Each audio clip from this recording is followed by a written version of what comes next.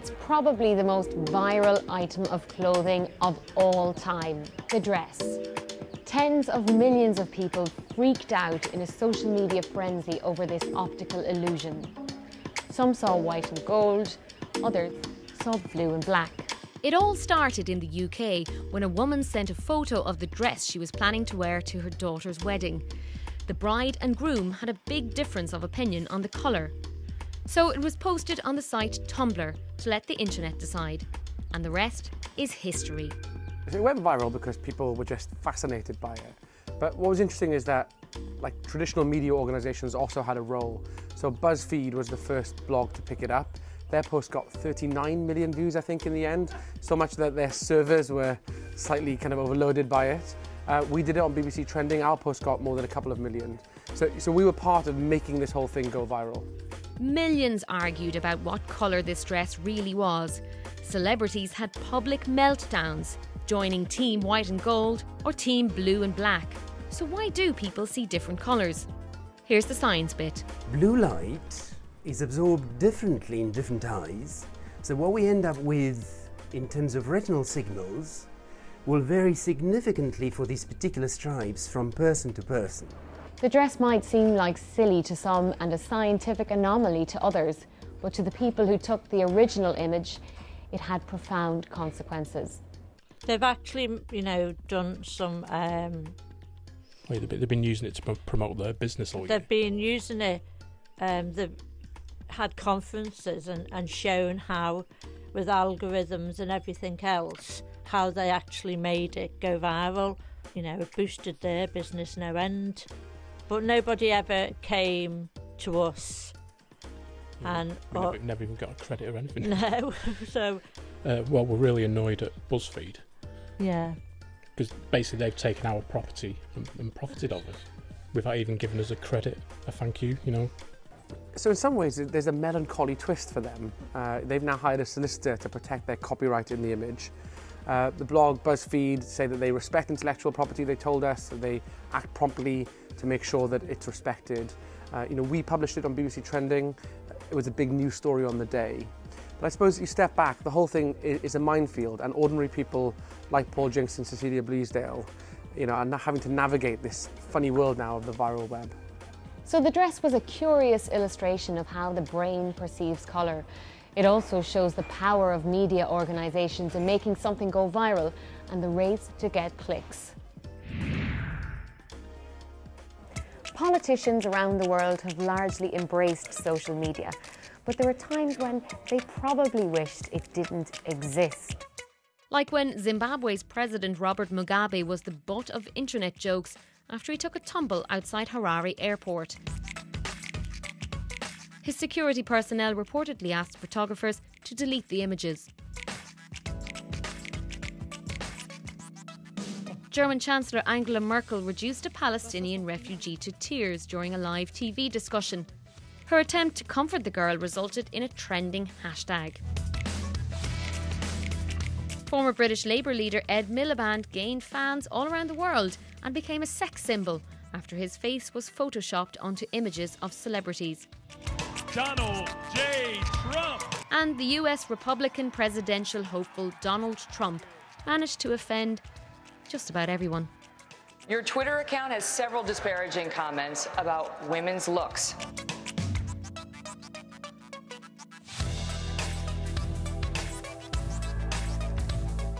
Okay, you got to see this guy. Oh, I don't know what I said. I don't remember.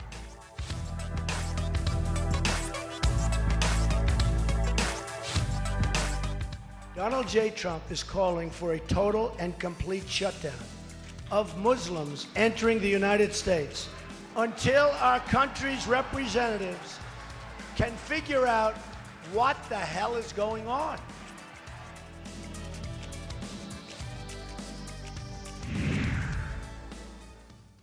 The Kardashians are one of the most famous families in the world.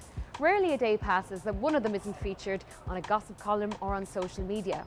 Last year, Kim Kardashian tried to break the internet with her bottom. This year, it was all about Caitlyn Jenner.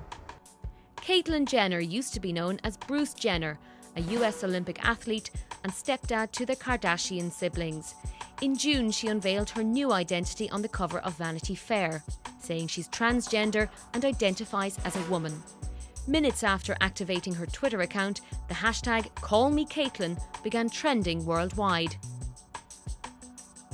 The response on social media was overwhelmingly positive, but some people wondered if Caitlyn Jenner reflected the reality facing ordinary trans women. The Vanity Fair shoot was hailed as a pivotal moment for transgender people. But before the world had even met Caitlyn Jenner, there was already a surge of activity around transgender issues on social media. For example, parents of transgender kids used social networks to come out about their children's gender identity. She had always asked for the pretty dresses at the store. We kind of thought, oh, well, we have a slightly feminine boy, so what? It was kind of a change of thought of, okay, you know, there might be something more going on here when she finally came and talked.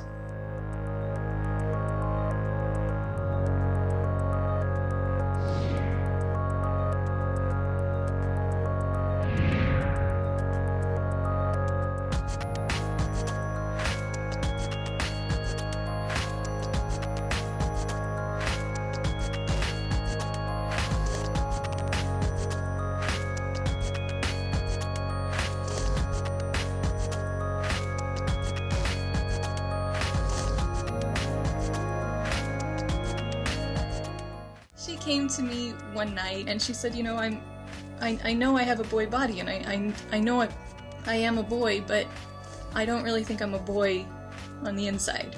We grew her hair out and found a play group, and she's been good since.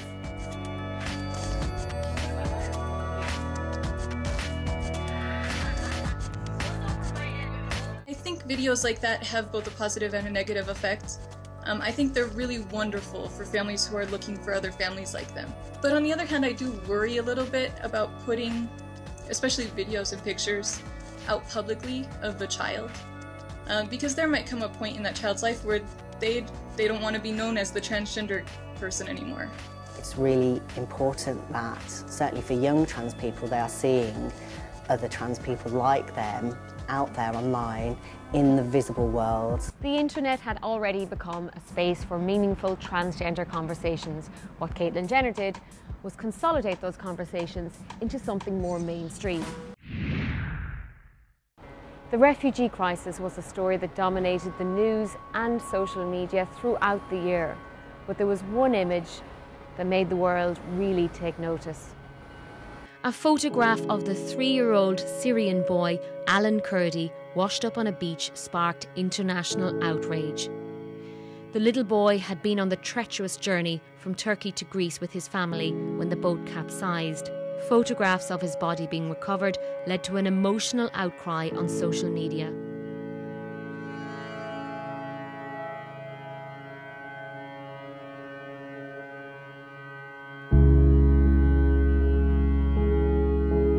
ركبت على الدركسيون عم ضبط جتنا موجة تانية ماتوا غرقنا قلب المركب كمشت أولادي ومرتي Internet users asked if it was right to share the images.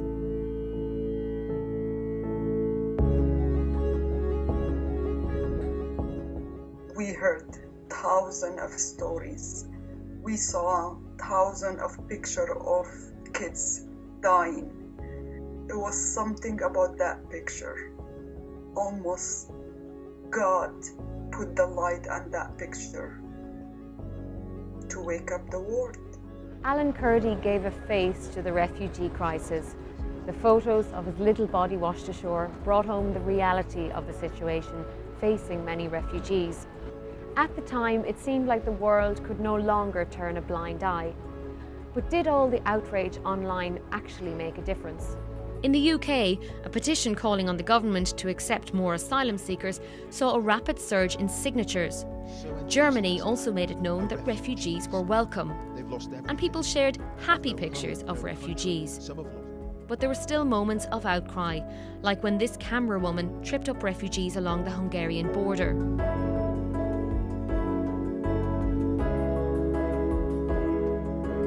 And some refugees ended up saying things that surprised people.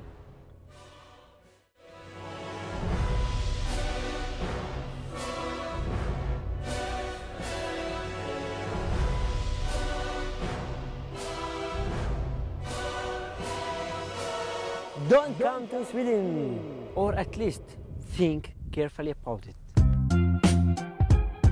Hi, BBC News. So why do so many Syrians come to Sweden? If you Google asylum in Arabic, Sweden comes up on the top. شايفين الكلب؟ طلعوا باسبور أوروبي معه، شايفين؟ When I come to Sweden, I get this house. سيارات ومال وكل شيء. هاي السويد. شجرة اليورو حاملة. يسعد الله وأخيرا حملت مطرتها كثير لتحمل. لأن أطفال ونقطف اليوروهات وشجرة دولار ما هي حاملة. اليورو بس يلا نعمة. كيفك معلم؟ امسك شوي. استنى 50 ورا برجع لك يا اسمعني شوي. الراتب نزل. لك خمسينات برجع لك يا خلاص انت ما تقول هم. نحن بالسويد بنزل راتب نوم بعطيك اياه من هون سلامة. والناس هون بصير معها نهفات كثير. انه بكون قاعد واحد ببدأ لمين لرفيقه بقول له اطلع السويد حلوه والسويد والسويد والسويد والسويد بيطلع بنصدم الزلمه. حبيت انه وصل هالشيء بطريقه كوميديه لتوصل لكم. Just because you've relocated to a new place doesn't automatically mean you like it or consider it home. أخت الملل شو بدنا نساوي لمين ندق.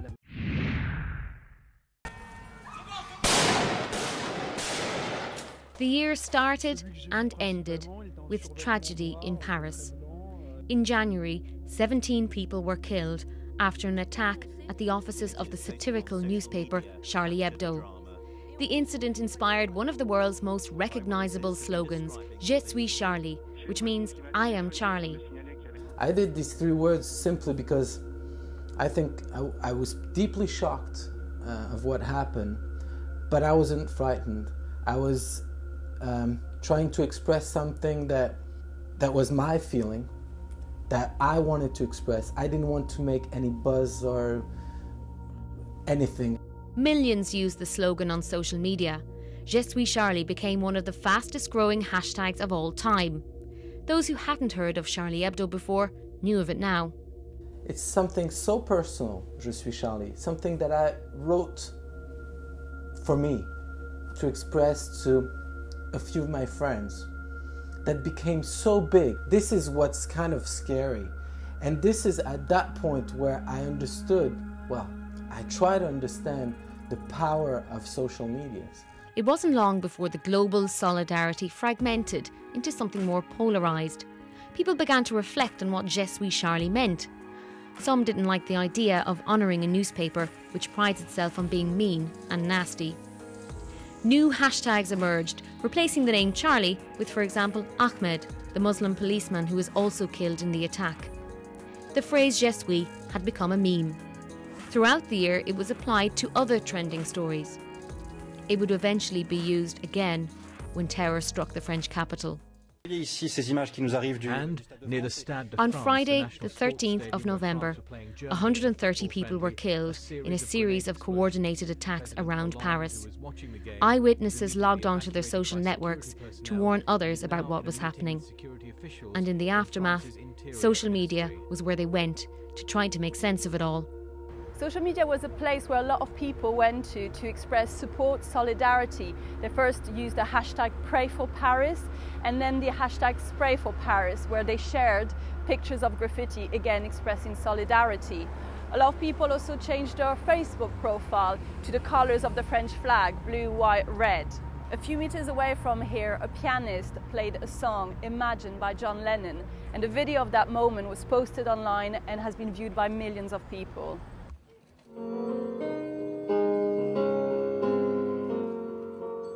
Recently, when we had those terror attacks in Paris on the 13th of November, quite quickly there was those hashtag called Pray for Paris that didn't come from France, it came from the United States.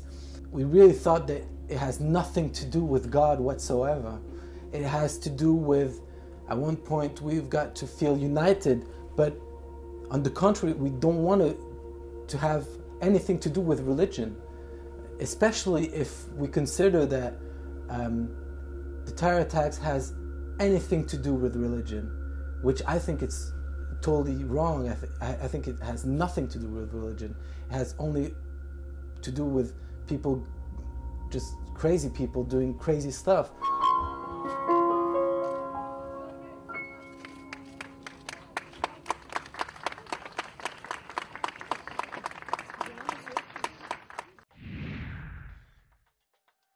Now, to something completely meaningless that's captivated millions of internet users.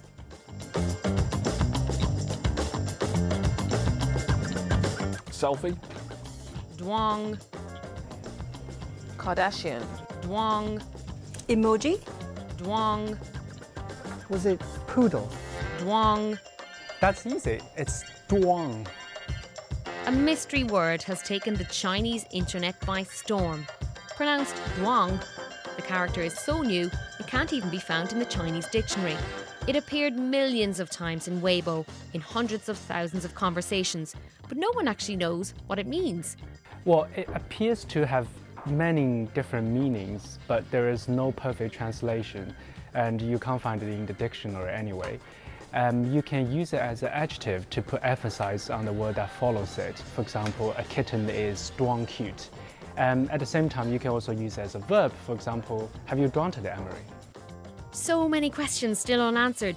Is Duan singular or plural? Is it a verb? Is it a noun? Is it an adjective? Jackie Chan used this word in the commercial back in 2004, but he didn't share it on the internet until this year. So 11 years later, it finally took off, caused a lot of Duan frenzy on the Chinese internet and a lot of Duan use of this word in China. And interestingly, even the writing of this word is a combination of Jackie Chan's Chinese name. So a lot of people are using it, this word Duan, but nobody knows why people are Duan using it. Even Jackie Chan himself got finally involved. So everyone's Duanging. No one knows why. Social media loves a good challenge. Last year, millions of people threw buckets of iced water over their heads and they posted selfies with no makeup on, resulting in millions of dollars being raised for charities. This year, the challenges were slightly more bizarre and less financially lucrative. In China, people binged on the strong spirit Baijiu and posted the results online.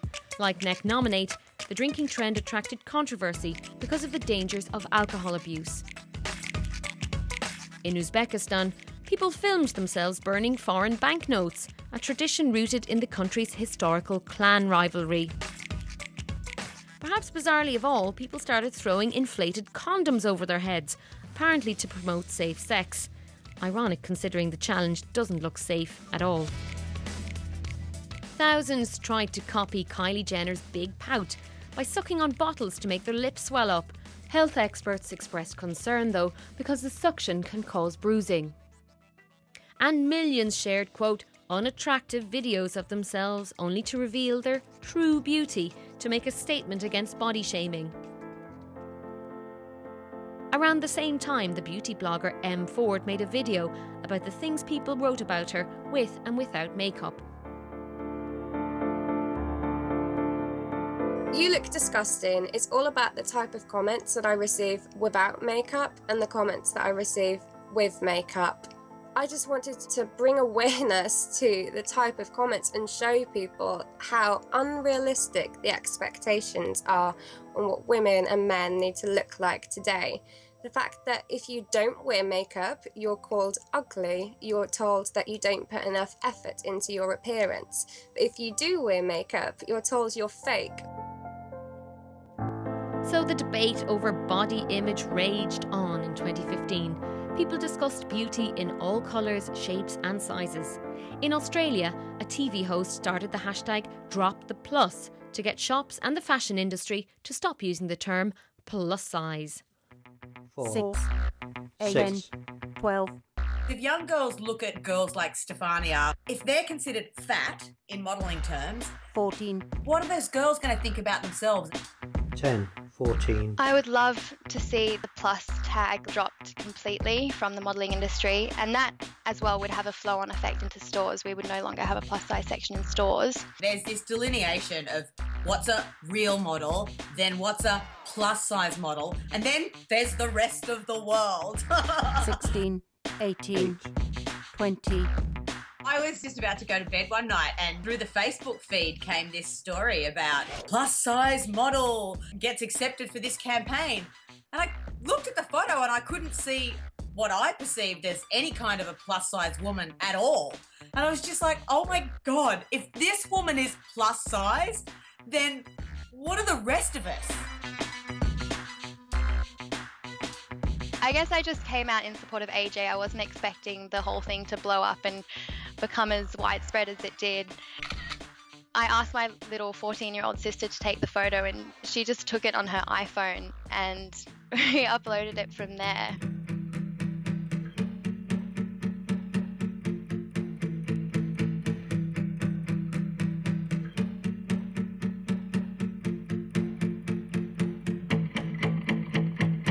So there's already a numeric scale from 0 to 30, maybe even beyond. We don't need any other terms, and we certainly don't need plus in relation to a woman or a blogger or a fashion stylist or a model. And it wouldn't be a trending year without a trending soundtrack. Popular songs inspired parodies. مشان الله شغلونا مشان الله شغلونا مشان الله شغلونا. In the UK, school leavers made dance videos.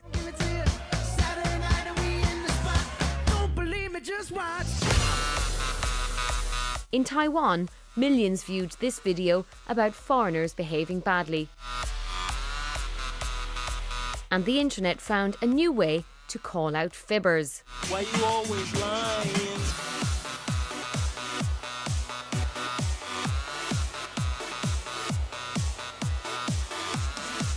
Why you is a liar? You better say salams on them in your town. I'm JD and you know I don't mess around, so let me break it down so you can keep hating. I ain't got a problem with these haters. Only got a clean diet, only eats a beef, I never eat bacon. Peace out.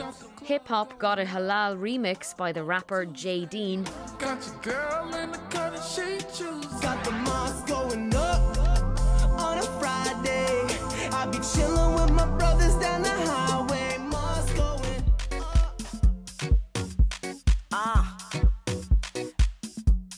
Sierra Leone celebrated being free from Ebola with a song and a video featuring dancing health workers and twerking policemen.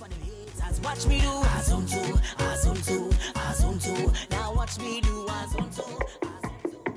You used to call me on my. You used to. And this song sent the internet into a creative frenzy. You used to call me on my cell phone. Late night when you need my love. Call me on my cell phone. Late night when you need my love. And I know when that hotline blink, that can only mean one thing. The first thing I realized is it looked like he was swinging something around with his hand, the way that his motion was. So I was like, it'd be funny to do something with like a sport, maybe tennis. So like I added like tennis balls coming in and everything and him playing it. But it took me an hour and 45 minutes to make the video. At its peak, every 3 seconds, it was 3,000 more views than it had before. So that was crazy. Work. Slap squad. You used to call me on my break phone. Late night when you need cheap jobs. It's kind of just a portrayal of my life story.